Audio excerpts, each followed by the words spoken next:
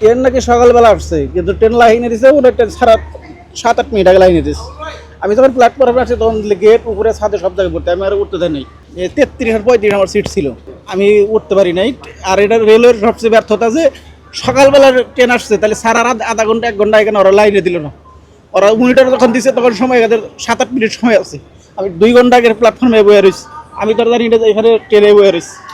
ওরা যদি আগের থেকে যদি লাইনে দিত তাহলে আমি বুঝতে পারতাম যে ট্রেন লাইন আছে, আমার ট্রেন উঠতে হবে।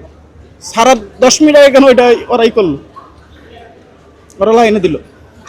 আমি ঠিক, আমি যে টিকিট কাটছি আমি দিতাম না, আমি বউলাটা কই যাবো। আমি ওদের বলছি, ওরাও কোনো কিছু নেই, ব্যবস্থা নেই। ট্রেনে ভিড় ছিল অনেক।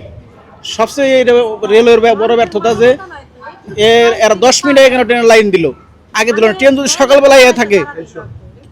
সকালবেলায় থাকে তাইলে আর ট্রেন কেন 7-8 মিনিট আগে লাইন দিল? আগে থেকে 1 ঘন্টা আগে লাইনে দিত, আমি বুঝতে পারতাম ট্রেনটা এই লাইনে আছে, তাহলে আমি ট্রেনে উঠতে পারতাম। কিন্তু এখন তো আমি উঠতে পারলাম না, বিকালের আগে আর নাই। সিএল সিটি আছে দুপুর 2টায়।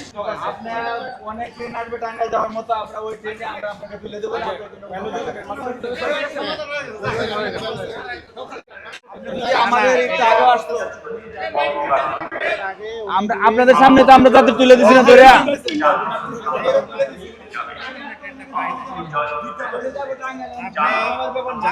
ম্যানেজারের কাছে বলে আসেন যে ভাই আমি সময় পাই না, ঠিক আছে